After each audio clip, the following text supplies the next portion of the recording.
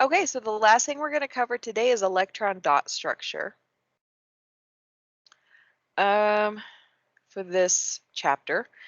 And so this is just visually representing the outermost electrons in an atom. Since we're doing all things electrons this module, I think it's worth knowing. Uh, so the electron dot structure represents the electrons in the atom's outermost shell. These are the electrons that are available to bond or interact with other atoms.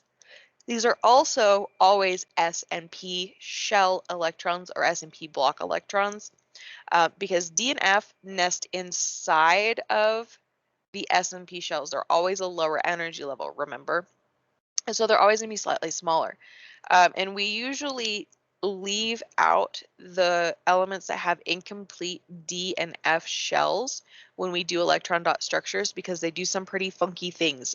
D and F shells like to share and take in electrons, and that's part of what makes metals and the lanthanides and actinides unique. So we don't mess with those at this level of chemistry as much. So we only use this for the 8 main groups of electrons, and that's groups 1, 2, 13, 14, 15, 16, 17, and 18. So it's the 2 columns on the left and the 6 columns on the right. Okay, the stuff in the middle, we ignore. The stuff that's pulled out in the bottom, we ignore. Again, because those have those unfilled F and D shell orbitals, and they are really, really weird with the stuff that they can do. They violate a bunch of the rules of bonding. All right, so when we're writing electron dot structure, all it is the symbol of the element that we're dealing with dots around the outside showing how many electrons it has available to bond.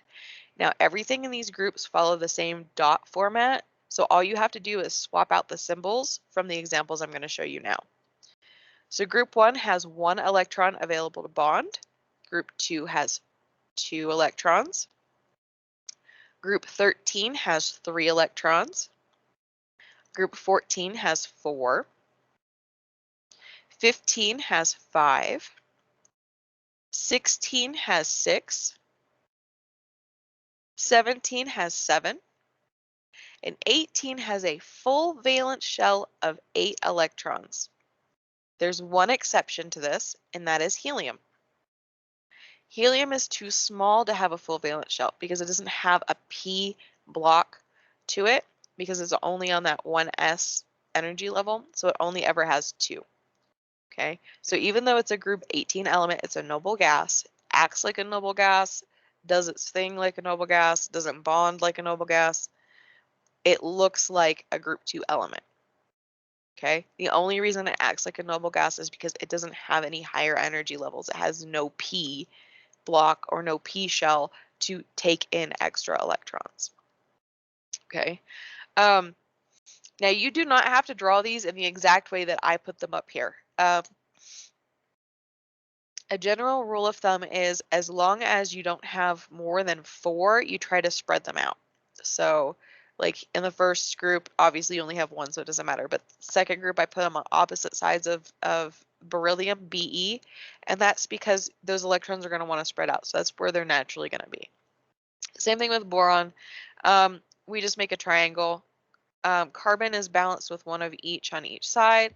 And then where you start adding those extra electrons, it doesn't really matter. What I put up here is how you typically see them in literature. So anytime you see the electron dot structures written out by a professional, this is the way it's going to look. And then with things like fluorine, this single one, it can move around and it can be over here, it could be up here, it could be down here. It just depends on what you end up showing it bonding with.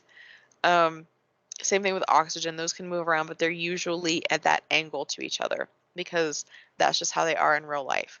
It's part of the reason why a water molecule looks like Mickey Mouse ears, is because oxygen has this set of 2 here, set of 2 here, and so the hydrogens bond over here, which gives it that Mickey Mouse ear look, right?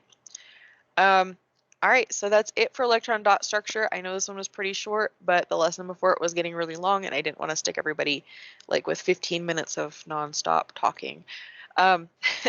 So splitting it up seemed like it was a better idea. And I will see you guys for the next module.